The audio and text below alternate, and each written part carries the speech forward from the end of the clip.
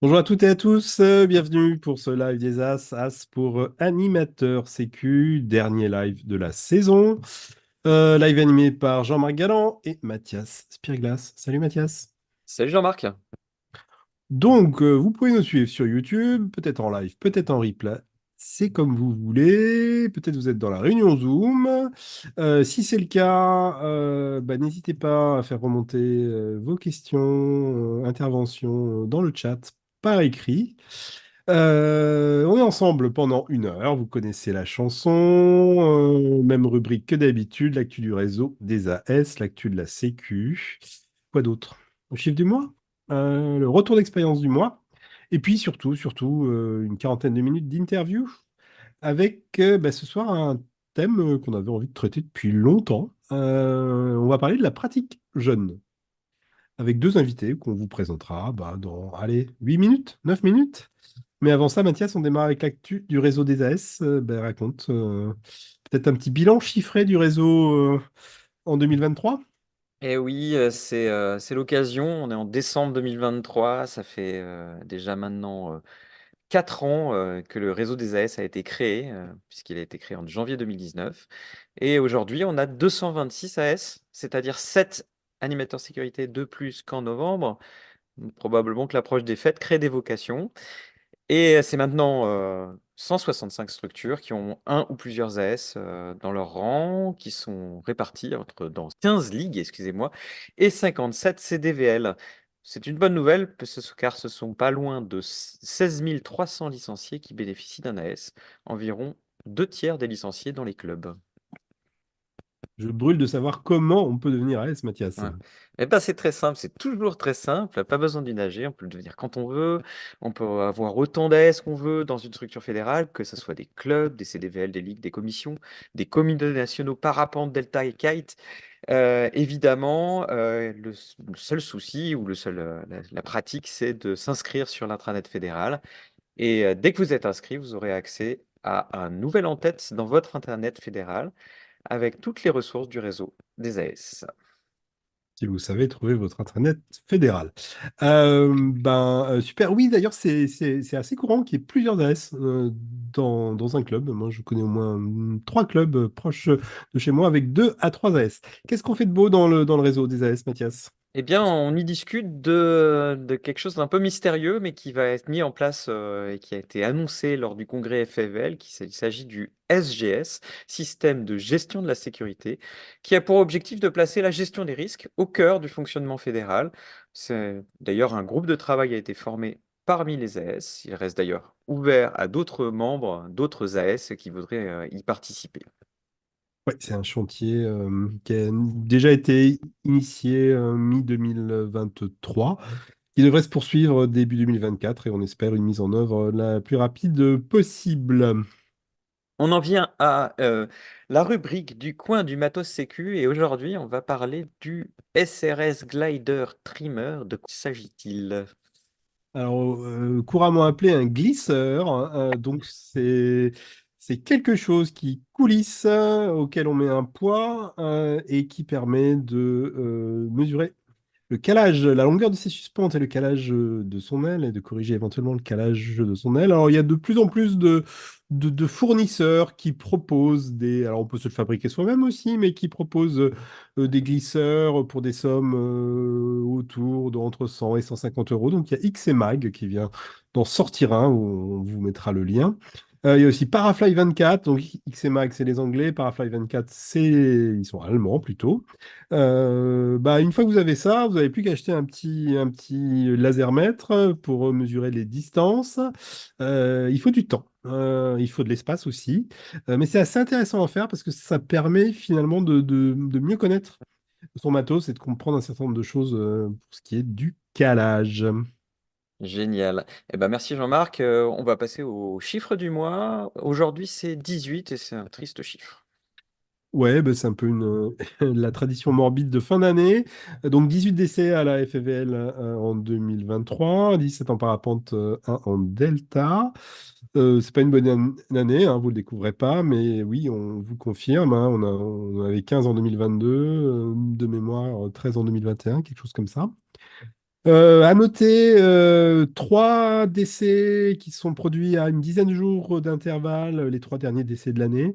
Enfin, en tout cas, on espère, il reste 12 jours, qui sont produits à Saint-André entre fin septembre et début octobre. Et ces 3 accidents, dont les circonstances sont relativement similaires, c'est des pertes de contrôle près du relief, dues à l'aérologie.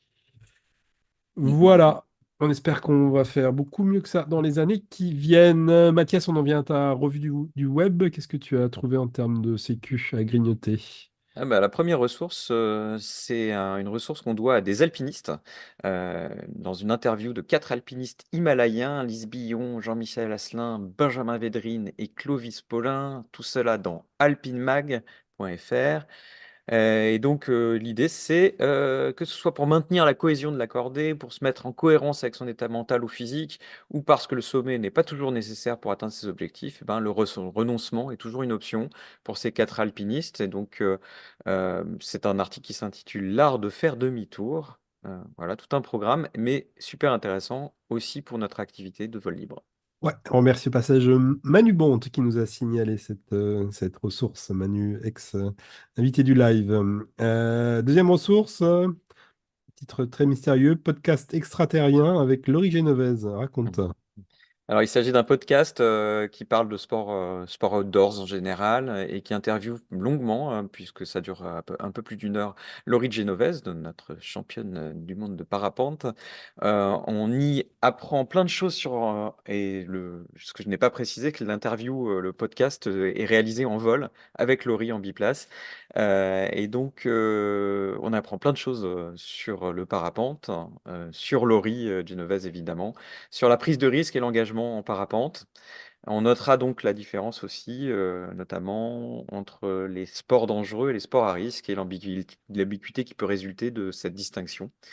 Elle conclut, ou en tout cas elle parle aussi, Laurie, dans le cadre de ce podcast, de la place de la peur dans la pratique, qui fait écho à notre dernier live. Et il faudra qu'on tente de faire un live des As en vol, Mathias, toi et moi en Ça serait, biplace. ça serait vraiment top. Ah Je suis oui, partant. ah, oh là là, je pense on exploserait les scores là. Troisième ressource, une attaque d'aigle, au secours, raconte. Eh oui, et c'est une attaque deck qui est racontée dans un très beau rétex, retour d'expérience fait par Baptiste Leroy de Air et Montagne, qu'on avait reçu dans ce live aussi il y a quelques temps, sur une rencontre avec un aigle au revard. L'idée est de comprendre, de savoir comprendre les comportements des oiseaux lorsqu'on vole dans leur territoire et en dehors de leur territoire supposé. Et donc Baptiste mène l'enquête et c'est vraiment passionnant. Il va rechercher d'autres témoins d'attaques d'aigles. Il va rentrer en contact avec la LPO et puis il nous délivre des messages tout à fait optimistes sur le vol avec les oiseaux. Euh, D'ailleurs, il est question de plaisir et de partage des espaces de vol avec les oiseaux qui nous aident bien la plupart du temps. C'est une super vidéo, très bien documentée pour comprendre et apprendre à connaître les volatiles avec qui on vole. Il faudrait que les aigles la regardent d'urgence. Quatrième et dernière ressource, un article de The Conversation, justement, tiens, sur les jeunes et leur pratique des sports à risque. Et oui, selon David Le Breton, anthropologue à l'université de Strasbourg, euh, il montre qu'entre sociabilité des performances et quête des limites, les jeunes s'engagent dans des activités à risque à la fois pour se prouver à eux-mêmes et aux autres qu'ils existent, mais aussi pour affirmer la croyance personnelle que d'être quelqu'un de spécial, et tout ça en l'éprouvant par la mise en danger. Ça nous donne plein de sujets de discussion dans l'interview. Oui, Euh, parce que les vieux, ils font absolument pas ça, hein. ouais, voilà. Il y a que les jeunes, bien sûr. Bon, bah oui, oui, excellente introduction pour notre thème du jour, l'interview. Mais avant ça, évidemment, vous allez retrouver toutes les références qu'on a évoquées en bas de la vidéo et notamment sur le Scoopit, le site Scoopit de Sécu Parapente que vous connaissez bien. Françoise et Christophe, Françoise Léric et Christophe Lafont, nos deux invités du jour. Je meuble le temps qu'ils m'entendent et qu'ils rallument leur caméra et leur micro. Bonsoir Françoise. Bonsoir. Le RIC, hein. Il n'y a pas d'accent sur le. Le Ric, toutes mes excuses, les plus plates. Bonsoir Christophe. Bonsoir. Alors, on va parler avec vous de pratiques jeunes. Je vous présente d'abord, Françoise, tu pratiques le parapente depuis, je crois, les débuts du parapente. Tu es depuis plus récemment monitrice fédérale. Tu as un parcours professionnel dans la recherche en pédagogie, ce qui a un rapport avec ce qu'on va raconter ce soir. Et tu es impliqué dans une action de formation au parapente de lycéens en Île-de-France. Est-ce que c'est bon pour toi? Est-ce que j'oublie des choses importantes? Non, non, non, c'est tout à fait ça. Super. Christophe, tu es moniteur pro, tu as été pendant de longues années DTE pour l'activité parapente dans une université. Tu es actuellement directeur de l'UNSS Haute-Savoie, donc l'UNSS, c'est l'Union nationale des sports scolaires. Tu es également président de la commission Jeunes FFVL. Est-ce que tu veux rajouter quelque chose à cette présentation? Non, saluer tous les participants et tous les gens qui s'intéresseront à la thématique de la pratique du vol libre pour les jeunes. Bonjour à tout le monde. Super. Eh ben, écoute, Christophe, je vais démarrer avec toi. Il faut que tu nous brosses un peu un tableau général de cette pratique jeune à la FFL. Alors, même, juste avant le live, je suis allé regarder quand même les stats des licenciés de 2023 avec 4% des licenciés. Alors, j'ai regardé que le parapente, j'avoue, hein. 4% des licenciés ont moins de 18 ans. 12% ont moins de 25 ans, et surtout, ce qui est notable, c'est que ces chiffres sont en augmentation importante d'année en année. Tu peux peut-être un premier commentaire là-dessus, Christophe, sur ce boom de la pratique jeune? Alors oui, effectivement, le vol libre est une discipline qui se rajeunit de par ses pratiquants, parce que finalement, on peut aborder l'activité du vol libre sous l'œil de différentes disciplines, hein. Le parapente, le deltaplane, mais aussi plein d'autres activités, hein, avec des nouvelles activités qui se développent. Et effectivement, une augmentation de plus 13% des pratiquants jeunes. Alors, en fonction des disciplines, la particularité de la fédération, ça va être de pouvoir classifier la pratique jeune. Et en fonction des disciplines, on va avoir des tranches d'âge qui vont aller jusqu'à même 26 ans pour la pratique deltaplane. Pour le parapente, ça sera un petit peu moins jeune. Et également le cerf-volant, le boomerang, et il y en a bien d'autres, hein, le kite, la voltige, le kite wing aussi. Ça, c'est quelque chose aussi qui se développe. Petit développement, là, puisque ça commence juste. Et effectivement, toutes ces activités font que de plus en plus de jeunes s'intéressent à ces activités développées par la Fédération française de vol libre. Ok, donc ça, tu nous as parlé de la limite haute, à partir de quand on est plus jeune, donc on a compris, ça dépend un peu de ces disciplines. Mais qu'en est-il de la limite basse? Si on prend le parapente, par exemple, à partir de quel âge on peut commencer à apprendre le parapente? Alors, on peut commencer à être licencié, à pratiquer le parapente à 14 ans. Non, Euh, à voilà, 12 ans. sur la limite basse, mais ce qu'il faut savoir, c'est que avec une autorisation parentale, on peut commencer réellement à 12 ans à pouvoir être licencié. Et donc, à condition d'avoir une autorisation parentale, et là, ça nécessite quand même une prise de conscience à la fois des encadrants, à la fois de la famille, parce qu'à un moment donné, c'est quand même assez jeune, mais c'est quelque chose qui s'organise et qui nécessite pour un professionnel de travailler en collaboration et d'être en lien avec les parents. Voilà, c'est comme ça que l'on fonctionne. Alors, on va bien sûr aller dans le détail hein, de ces dispositifs et de ce trio que tu viens d'évoquer entre l'enfant, entre guillemets, le mineur, on va dire, le formateur ou les formateurs, et les parents, bien sûr. Peut-être, Françoise, tu peux nous tout raconter le dispositif dans lequel tu es impliqué. Donc, tu t'occupes de lycéens qui sont issus de 3 lycées de l'Essonne, je crois, en Île-de-France. Déjà, peut-être, première question, est-ce que tu peux nous dire rapidement la genèse de ce projet? Oui, pour réagir sur ce que disait Christophe là, à l'instant, effectivement, c'est à partir de 12 ans qu'on peut commencer à apprendre le parapente dans une école. Et effectivement, il faut que les parents aient donné une autorisation parentale, mais les parents ne sont pas forcément présents. Et ça impose que les moniteurs professionnels ou fédéraux soient agréés pour pouvoir encadrer des jeunes de moins de 14 ans. De 12 à 14 ans, il faut un agrément spécial pour les moniteurs. En ce qui concerne la genèse des activités en Essonne, il y avait un parapentiste prof de gym, un certain Hugues Maurras, qui voulait faire du parapente à ses élèves parce que son lycée se trouvait juste à côté de Pentécole, les célèbres Pentécoles de Courcouronnes, qu'on appelait aussi Bondoufle, mais c'est sur la commune de Courcouronnes. Tous les Parisiens Et connaissent. tous les Parisiens connaissent, oui. Et donc, ce parapentiste, Hugues, me connaissait et savait que je venais de passer le monitorat fédéral. Et il m'a demandé si je voulais bien lui donner un coup de main le mercredi sur ces fameuses buttes de Courcouronnes. Ce que j'ai volontiers accepté, c'était il y a une dizaine d'années.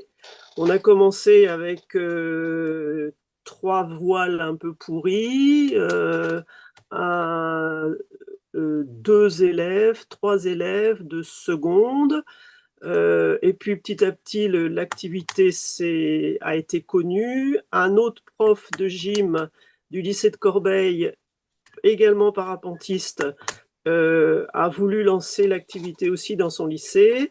Et c'est là que l'activité a pris de l'ampleur. On a créé une association affiliée à l'AS des lycées et affiliée à la FFVL. Et petit à petit, on a monté des dossiers pour pouvoir acheter des voiles avec un financement Ligue, CDVL, FFVL, ANS, foyer d'école du lycée, j'en passe et des meilleurs. On cherche Ok. partout. Et donc voilà, donc projet qui a quelques années dont tu as expliqué Oui, la genèse. Et donc là, on est quelques années plus tard. Est-ce que tu peux nous résumer de comment ça se passe pour les lycéens alors, qui s'impliquent? L'activité est proposée essentiellement dans 2 lycées maintenant, parce qu'au lycée de Bondoufle, il n'y a plus de profs de gym voulant reprendre l'activité. Donc, on fait l'activité sur le lycée de Corbeil et le lycée de Montgeron. Là, à chaque fois, ce sont les profs de gym qui proposent l'activité dans le cadre des activités sportives du lycée, donc le mercredi après-midi. Ils se débrouillent pour faire venir leurs élèves à Courcouronnes. Comme on est victime de notre succès, on accepte tout le monde. Ça veut dire qu'un mercredi, c'est le lycée de Corbeil, le mercredi d'après, c'est le lycée de Montgeron, dans la mesure, et on fonctionne toute l'année comme ça. Sauf s'il fait mauvais, et s'il fait mauvais, eh ben on a une réchappe dans la mesure où on filme le plus possible ce qu'on fait sur les buts le mercredi et on a la chance d'avoir des salles de classe disponibles si jamais il fait mauvais et on peut passer les films de ce qui a été fait et de là, on peut démarrer une réflexion sur ce que les élèves ont ressenti, ce qui s'est passé, pourquoi ça vole pas, etc., etc. Ok, donc Euh, si je comprends bien, Pentécole tous les mercredis après-midi dans le cadre de l'AS, oui, alors animateur oui, cycle, mais oui, AS, section sportive oui. du lycée. Et ensuite, ils font que du gonflage ou comment ça se termine? Eh ben, gonflage et vol, parce que sur cette pente, on peut voler. L'idée, c'est que les plus assidus vont pouvoir, à la fin de l'année, avec l'autorisation des proviseurs des différents lycées, les proviseurs des 2 lycées autorisent les élèves à partir 5 jours, une semaine, sur le temps scolaire, pour faire leur premier grand vol. Donc on les emmène en Normandie, à Clécy. Pour ça, il faut être 2 moniteurs pour pouvoir faire voler des élèves. Donc on s'associe avec un professionnel de Clécy, soit on vole à Clécy même, c'est des vols de 250 mètres de dénivelé, des super beaux vols, soit on vole en bord de mer si la météo ne permet pas de voler à Clécy. Ok, super. Pendant 5 jours. Pendant 5 jours. Donc, Ça, stage d'initiation assez traditionnel, sauf qu'ils ont sauf une qu'ils année ont de du beau gonflage faire. derrière, quoi. Ouais. Voilà, et que l'activité continue ensuite, parce que si par exemple ils sont en seconde, ils peuvent continuer à faire du parapente en première, en terminale, et même quand ils ont quitté le lycée, ils vont pouvoir aussi continuer le lycée avec le matériel qu'on a réussi à acheter avec la Ligue et le CDVL. On propose, là, sur le temps scolaire, au début des vacances ou à la fin des vacances d'été, on propose des stages de perfectionnement. Ok, super.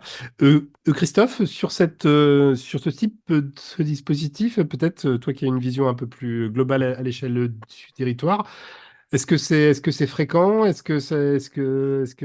ça concerne combien de lycées, ce genre de dispositif, à ta connaissance?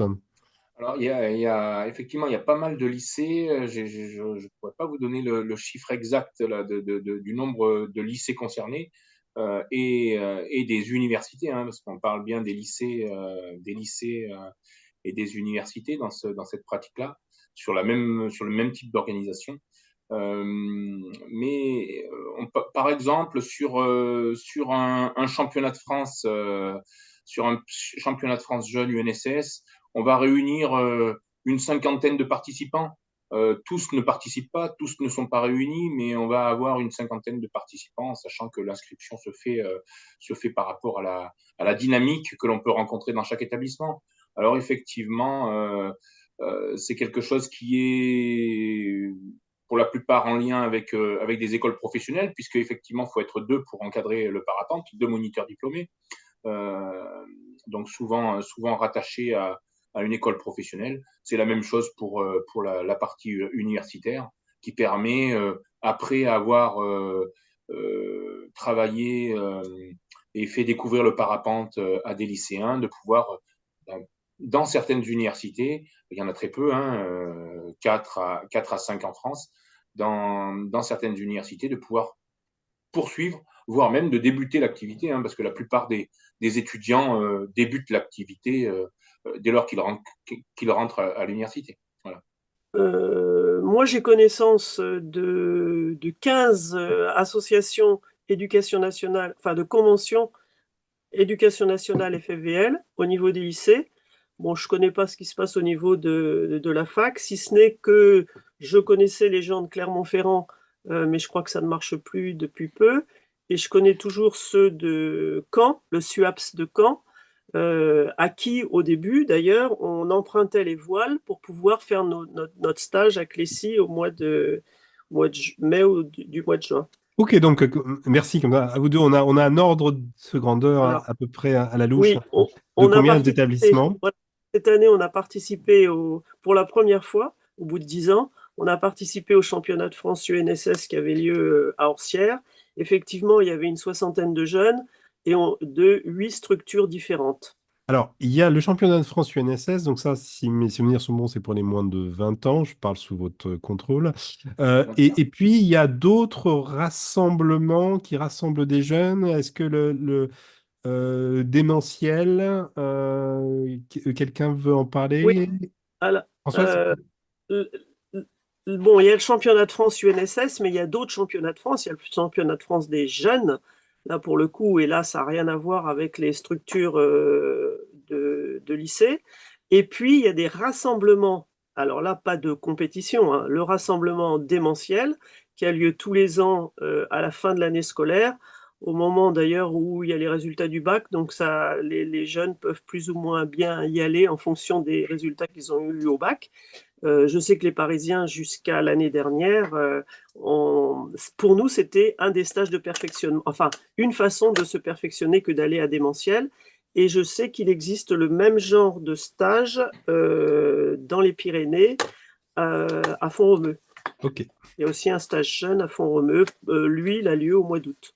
Il y a également, peut-être une partie de l'activité qui est un peu méconnue, mais toute l'activité en direction des jeunes, notamment pendant les vacances, qui s'organise dans le cadre des, de certains comités d'entreprise et de permettre à des jeunes de découvrir le parapente et de pratiquer, hein, dans les centres de vacances et de loisirs en été. Il y a certaines structures professionnelles en collaboration avec des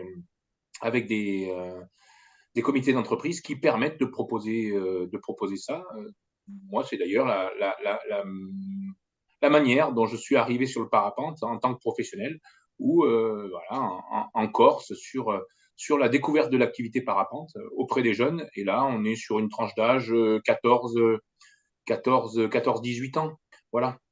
Ok, super. Bon, écoutez, on a pris un peu de temps mais je pense que c'était important de brosser un peu le tableau de la diversité des façons de pratiquer des dispositifs pour les jeunes. J'aimerais maintenant qu'on vous lance sur les spécificités de l'enseignement du parapente à des jeunes.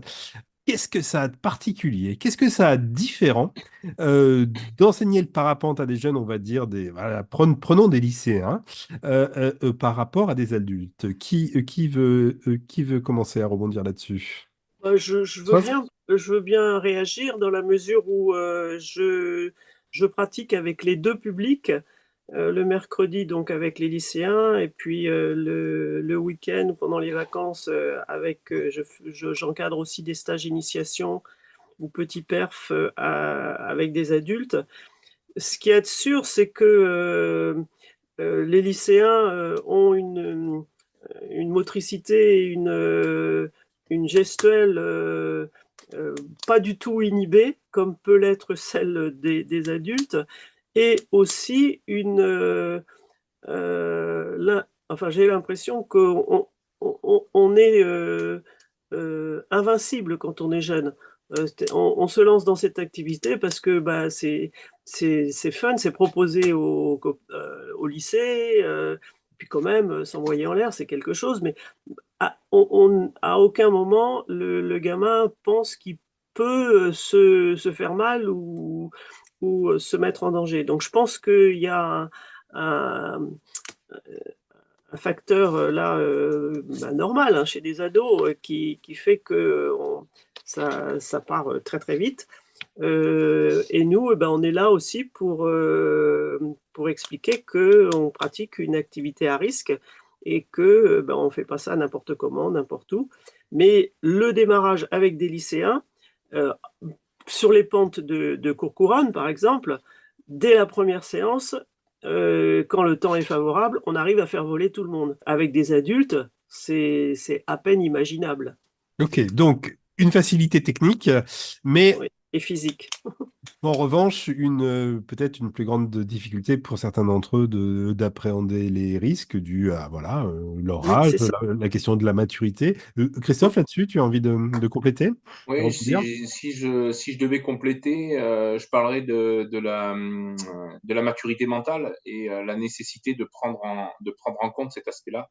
Pour l'adulte aussi, mais prioritairement chez les jeunes, effectivement, pour leur faire bien prendre conscience qu'à un moment donné, chaque action peut être déterminante, tant positivement que négativement. Un petit blocage en pentécole, un petit blocage au niveau des vols en pentécole ou d'un grand vol peut être long à, à prendre en charge et peut finalement s'orienter vers soit un arrêt de l'activité, soit une grosse appréhension. Et cet aspect mental doit être pris en compte parce que quand on encadre un jeune de 12 ans, un jeune de 14 ans, un jeune de 16 ans, euh, tous n'ont pas le même développement, la même conscience du danger.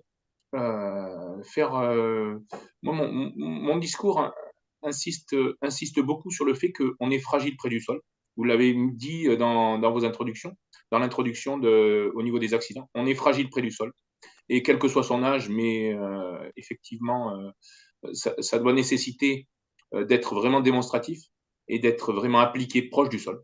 Plus on est, finalement, plus on a de la hauteur, plus on a le temps. mais proche du sol, il faut être propre. Et je dirais qu'il faut bien cerner le jeune et bien échanger avec lui sur son engagement et, et la nécessité de former des jeunes pour leur faire comprendre que l'objectif, c'est de pratiquer longtemps et donc de se donner du temps. Et ça, je pense que quand on est dans un établissement scolaire, quand on est dans une université, on a la chance de pouvoir disposer des jeunes qui sont impliqués de manière hebdomadaire et qui vont suivre un cursus de formation d'une pratique Pentecôle qui peut être vraiment dense, voire 2, 3 mois. Hein. En université, c'est un peu ça. 2, 3 mois de pratique Pentecôle, ce qui permet finalement après de jouer avec une voile et de se retrouver sur des moments de grand vol où il y a plein de choses qui ont été intégrées au niveau kinesthésique. Voilà, par rapport à. Alors, il y aurait bien plein de choses à dire, mais par Ok. rapport à ce que disait Françoise, je compléterai par ça.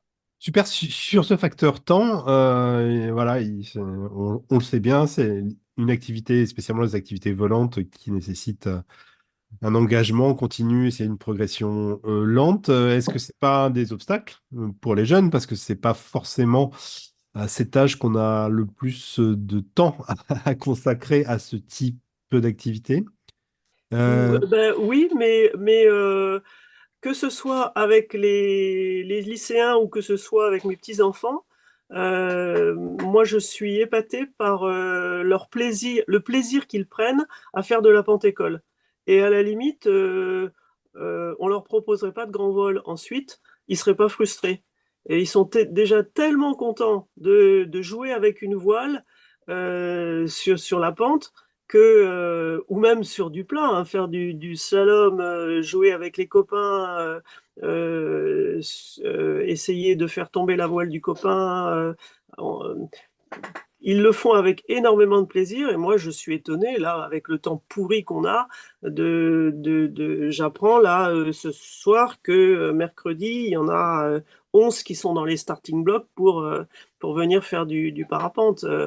La semaine dernière on a annulé, il y en avait 16 qui étaient prêts à venir faire du parapente. Bon, et ça c'est toute l'année et comme le dit Christophe, nous on a la chance de faire cette Pentecôte et ces jeux avec les voiles pendant toute l'année scolaire avant de pouvoir voler à la fin de l'année scolaire seulement. alors, moi, j'entends deux choses dans ce que tu viens de dire. D'une part, l'importance du collectif, Ouais, de faire les choses ensemble, du groupe, et ouais. puis peut-être aussi, ou l'autre chose, c'est de rendre ludique les sessions de gonflage avec des jeux, des concours. Mathias, je crois qu'on a une question. Mathias, es-tu là? M'entends-tu? Oui, je t'entends et j'avais du mal à rallumer mon micro. C'est très énervant. Oui, on a une question de Pascal AS dans le chat. Est-ce qu'il existe une limite d'intelligence, tout ça entre guillemets, qui est reconnue pour cette activité ou ce sont tous les publics qui participent? Voilà. Alors, C'est une question compliquée, non? ça dépend, Mm. ça dépend ce qu'on appelle limite d'intelligence. Il faudrait peut-être une traduction à ce terme-là. Je dirais, moi, je parlerais plus Mhm. de maturité de la personne. Et je pense que justement, on peut commencer à 12 ans. On peut commencer à 12 ans avec autorisation parentale. C'est jeune, c'est jeune. Effectivement, comme je disais tout à l'heure, les parents sont pas toujours présents. C'est pas ce que je voulais dire. Les parents sont pas présents. Mine de rien, en école professionnelle peut-être moins, c'est peut-être moins le cas en établissement, mais en école professionnelle, moi j'aime bien pouvoir impliquer les parents dans l'apprentissage et dans les débriefings, dans les briefings et dans les débriefings, surtout dans les débriefings de la journée, pour qu'à un moment donné, ben, ils prennent bien conscience du travail qui a été fait et aussi, bah, de la responsabilité aussi qu'ils ont, que nous on a en tant que professionnels, mais de l'autorisation parentale qui est donnée, c'est pas rien. C'est pas rien par rapport à cette activité. Alors, limite d'intelligence, je ne sais pas. En tout cas, De maturité, en tout cas. oui, c'est plutôt de Ça se joue maturité. en termes de maturité. Et vous savez, des biplaces pédagogiques, parce que l'usage du biplace pédagogique est très intéressant pour la progression, hein. Ça permet de progresser, d'aller sur le grand vol plus rapidement et surtout d'être plus structuré. Et l'usage du biplace pédagogique peut se répéter à plusieurs reprises pour des jeunes à partir du moment où un professionnel le sent et le décide. Donc, je dirais, il faut se donner le temps. Et à 12 ans, on a le temps. Mais je dirais qu'à 50 ans, on a aussi le temps. Voilà. Donc, c'est C'est pas un trop bon tard. message. C'est Ouais. pas désespéré. Alors, je pense qu'il y a plus de parents que d'enfants qui nous regardent et qui nous écoutent. Donc, on va essayer de se mettre du point de vue des parents. Et j'ai une citation sur laquelle je voudrais bien vous faire réagir de Bertrand Piccard, hein. Vous voyez, le aventurier, voyage en ballon, Solar Impulse, etc., etc., qui dit la chose suivante. Je n'aime pas quand mes filles font des choses risquées. Mais j'ai tellement appris de ce type d'expérience que je serais très égoïste à vouloir les en priver par confort personnel. Qu'en pensez-vous? Françoise, toi qui as appris, je crois, à tes enfants à faire du parapente. À mes enfants et à mes petits-enfants. Il y a pas de moment où je suis plus angoissée qu'au moment où un de mes enfants ou un de mes petits-enfants est en l'air. Pour moi, Mhm. c'est vraiment le moment le plus stressant pour moi. Bon, je garde mon calme, mais je ne veux pas passer mon angoisse à celui qui est en train de voler. Mais à la fois, euh, je suis complètement d'accord avec ce que dit Picard. Et effectivement, le fait d'apprendre à voler, d'apprendre une activité à risque comme ça, est tellement extraordinaire pour nous, pour toute notre vie, que je ne me sens pas enfin, capable d'interdire à mes enfants ou à mes petits-enfants de faire ça, mais je ne les ai jamais forcés à faire ça. J'ai toujours attendu que la demande vienne d'eux. Et contrairement à certains parents qui font voler leurs petits le plus tôt possible en biplace, moi j'ai jamais fait ça, hein. Et j'ai toujours attendu. Et les parents, Jean-François, donc mon gendre, qui est moniteur de parapente, a Jean-François toujours Chapuis, qu'on salue, petit monde.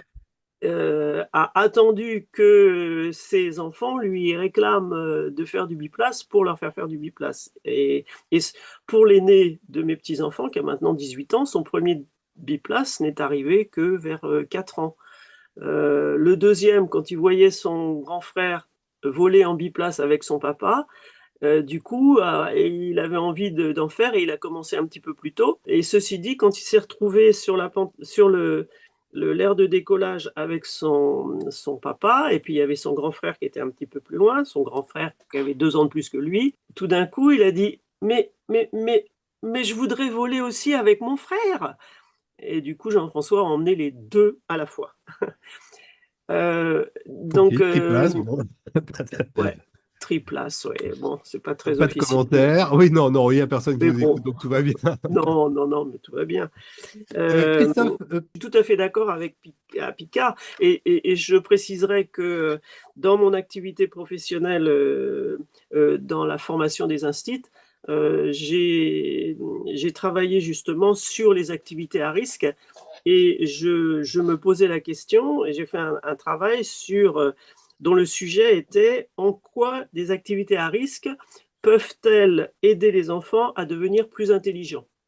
J'avais choisi le patin à roulettes, l'escalade et la piscine, donc, qui sont les 3 activités à risque.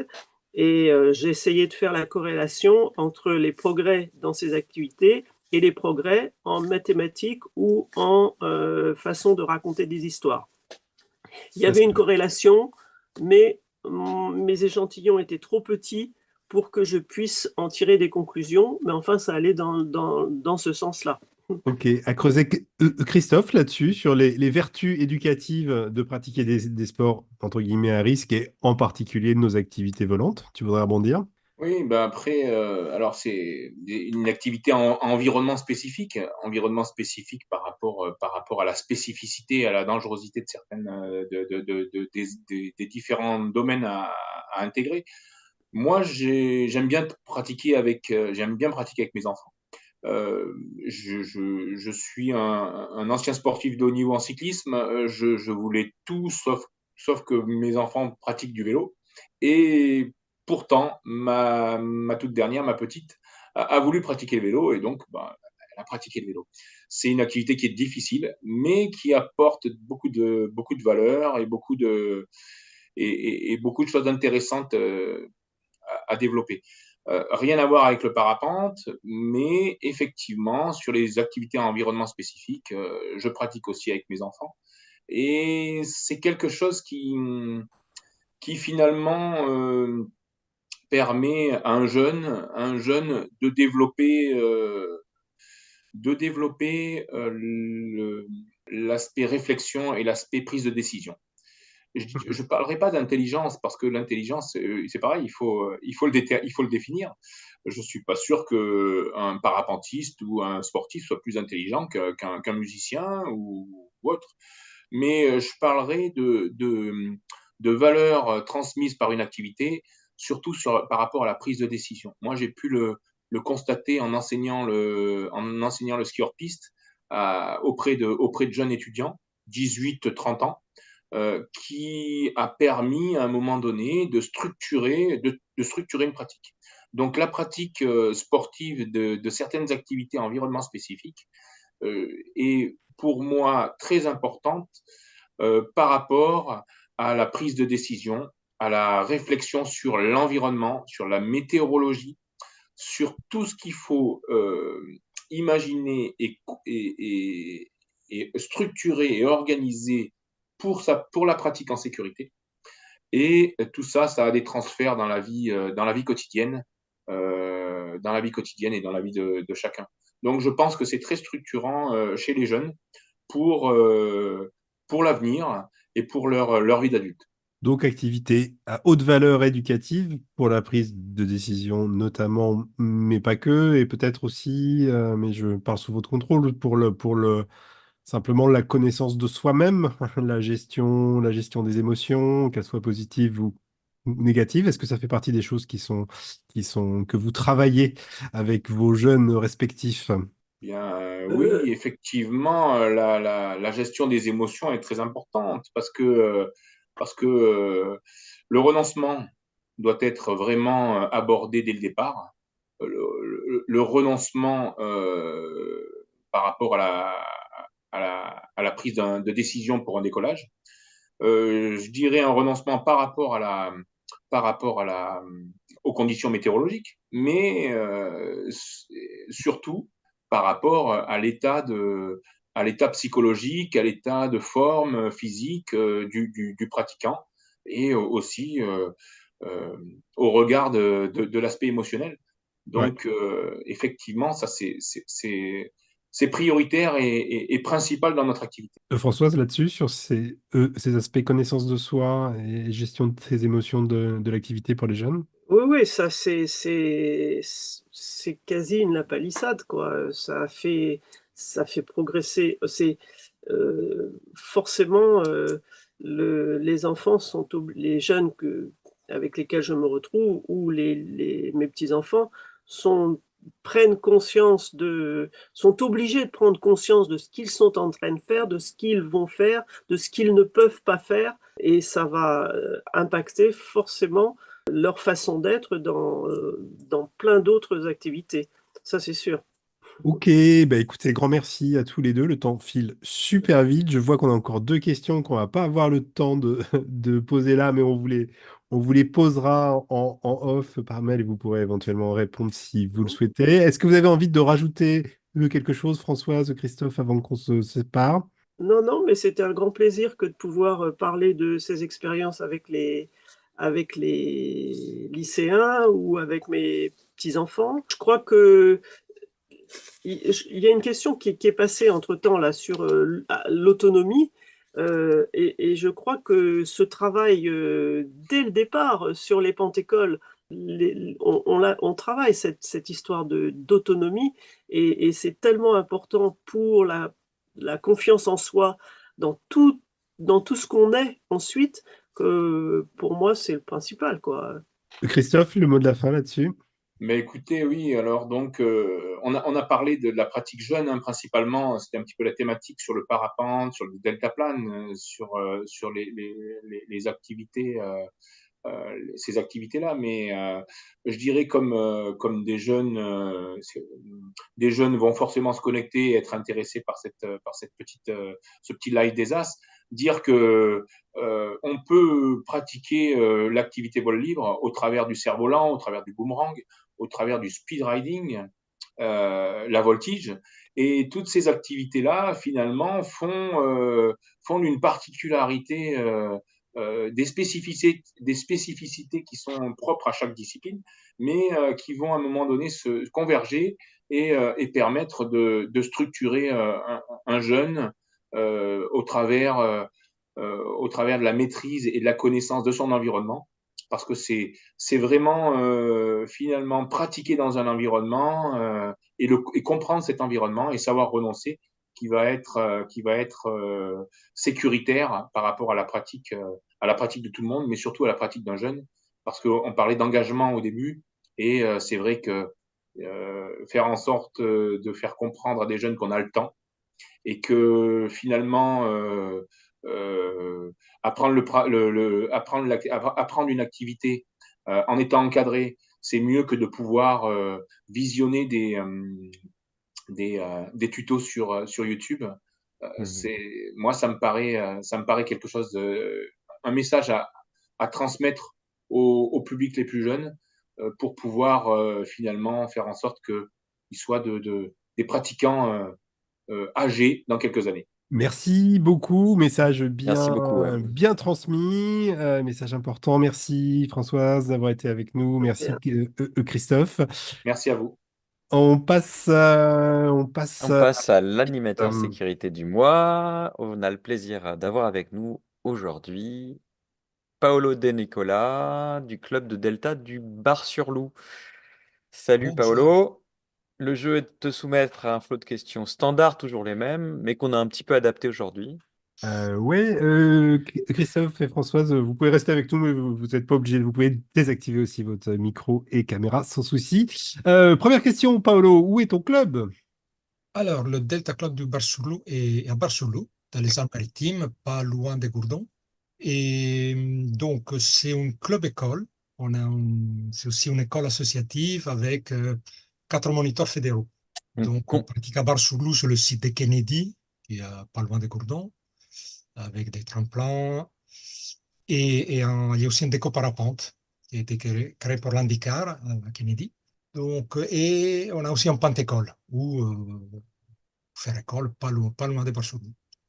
Donc après, l'avantage de où on est, c'est on pratique toute l'année, mais dans la saison, on préfère migrer un peu vers l'arrière-pays, Col de Blaine, la Chance, entendre les Alpes, l'Aragne, combien de membres a ton club? une petite quarantaine, surtout des Alpes-Maritimes, Var et aussi d'autres départements de Var, de PACA. Ok, quelle est la pratique principale ou les pratiques, quelles sont les pratiques des membres en termes de vol? Il s'agit de quoi? Donc, un peu tout. Compétition cross, vol local, biplace. Au niveau compétition et CFD, cette année, on est deuxième à la CFD avec 2 premiers en individuel et un troisième. Et on a aussi le champion de France en classe sport. Les classes sport, ce sont les ailes AMA.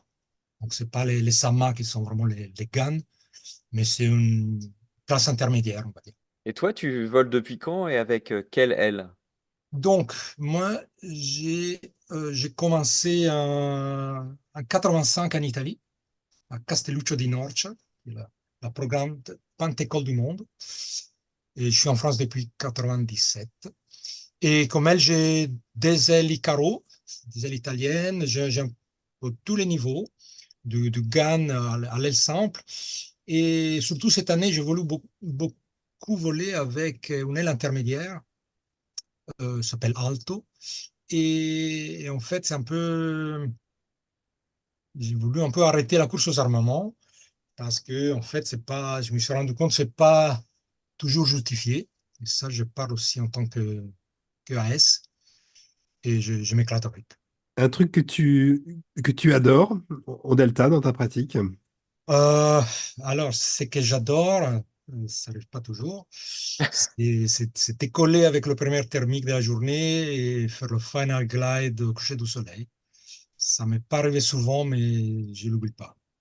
Donc, mais en général, faut exploiter la journée et la comprendre. Ça, c'est le challenge technique et mental que j'adore. Un truc que tu détestes en delta? Je déteste quand la météo se trompe et on passe l'après-midi à regarder la manche à air. Ça m'est arrivé samedi, donc c'est récent. Qui est expérience très partagée de nous tous. Qu'est-ce qui t'a amené à devenir animateur sécu? Alors, bon, je suis bien sûr sensible à la sécurité et il y a des accidents que je ne veux plus voir. Donc, notamment l'oubli d'accrochage. C'est insupportable et ça arrive encore. Mais aussi les accidents liés à l'atterrissage. En Delta, c'est une phase qui est délicate et technique. Donc, il faut on va dire, de la formation continue et se remettre en question parce que il faut de la rigueur dans l'atterrissage. Et ça m'intéresse aussi beaucoup l'aspect mental au niveau sécurité et performance. D'accord. Une action que tu as testée et dont tu es content. Donc ça, c'est pas une action, c'est une action collective au niveau du club. C'est pas Très une bien. action d'équipe parce qu'on a travaillé de façon indépendante.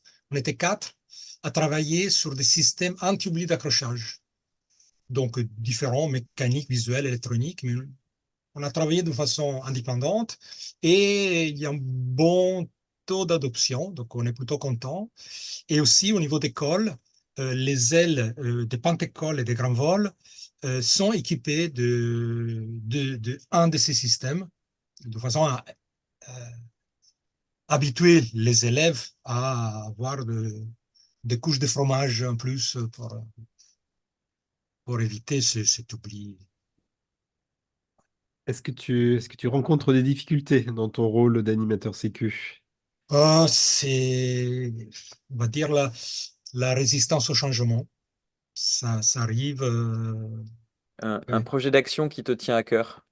Alors, ce que je voudrais pour 2024, c'est l'adoption généralisée du live tracking dans nos sorties cross. Excellent. Et est-ce qu'il y a quelque chose que tu voudrais rajouter pour conclure ce portrait? Je crois que tu nous avais Ah, suggéré une question. ouais. Demandez-moi pourquoi je ne fais pas de parapente. Alors, pourquoi ne fais-tu pas de parapente? Bah, deux raisons. Mhm. Bon, à 85, quand j'ai commencé, ça donnait pas trop envie. Ça, il faut, faut le dire. Au même titre que dans les années 70, j'aurais pas commencé le Delta. Donc, c'est. Et deuxième question, je pense, moi je ne connais pas le parapente, je suis très admiratif de ce que vous faites, mais pour être en sécurité, pour faire ce que je fais avec peu d'heures de vol, il faut pratiquer beaucoup. Ça, c'est.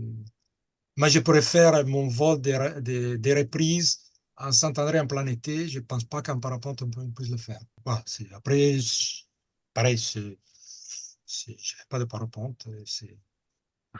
Comme disait, comme dit un ancien du club qui est une légende du Delta, il s'appelle André Millet, qui lui dit, le parapente, c'est comme l'anglais, l'accès est facile et la maîtrise est difficile. Magnifique, Pas on va la mal. garder, On va la celle-là. garder, c'est très bien. Merci Bah beaucoup, écoute, Paolo. merci beaucoup, Paolo. Merci à vous. Donc, dernière séquence de ce live, le Rex du mois, retour d'expérience du mois. Qu'est-ce que tu as dans ta besace, Alors, en Marc? boutique, bah, en fait, il n'y a pas beaucoup de pratique en ce moment, hein, à part à Gourdon. Euh, donc, il n'y a pas beaucoup de pratique, hein, il n'y a pas beaucoup d'accidents. On s'apprêtait évidemment à vous resservir un vieil accident de cet été quand, ce matin, à 10 heures, une déclaration d'accident est tombée. Et à 12 heures, une deuxième déclaration d'accident est tombée sur deux accidents différents mais très similaires. Donc ça vaut le coup de vous en parler. Il s'agit de deux décrochages en parapente euh, en finale après une action de pumping, de pompage ratée. Alors donc l'un a eu lieu dans une compétition de vol ski et l'autre dans un concours un peu informel de précision d'atterrissage. Bon, donc, on le savait, hein, mais le pumping, c'est un geste qui est évidemment hautement technique. Il faut descendre profond les freins pour que ce soit vraiment efficace, mais dans ce cas-là, il est vraiment impératif de remonter vraiment bras haut pour redonner de la vitesse à la voile, sinon on risque le décrochage. Merci en tout cas à ces deux pilotes pour ce retour d'expérience et bah, bon rétablissement à tous les deux. Oui, Jean-Marc, ça la pose d'ailleurs la question, est-ce que c'est réellement une bonne idée de pomper? Bah Pris pour des ouais. shadocks, par exemple. Ouais, on va pas trancher ce soir, évidemment, question ouverte, hein. Moi, j'aurais tendance à dire que c'est qu'une histoire de risque-bénéfice, tout ça, hein, de rapport risque-bénéfice. Pomper pour faire la cible à tout prix, bon, est-ce que vraiment il y a un bénéfice si important que ça? En revanche, pomper pour se reposer en haut des côtes pour éviter une forte brise de vallée ou à latéraux, bah, là, on voit qu'il y a plus de bénéfices, y compris en termes peu de sécu. Donc, tout ça se discute. Mais en tout cas, faites attention quand vous pompez. Ok, le live est terminé pour aujourd'hui. C'était le dernier live de de l'année. On se retrouve en janvier. Très belle fête à vous et prenez soin de vous et de vos proches. Voilà, volez en sécurité aussi. Voilà. Comme Et si d'habitude, vous avez si vous des avez des idées idées, de thèmes, ouais, ouais, on s'en sort pas. Euh, on le fait en duo, Mathias? ouais, allez. Donc, des idées de thèmes ou d'invités, eh ben voilà, vous pouvez nous écrire au live des AS tout attaché @fvl.fr. Salut Jean-Marc. Salut Mathias, bonne fête à toutes et à tous. Salut, Merci merci à vous. à nos invités du jour, Christophe, Françoise et Paolo. Ciao.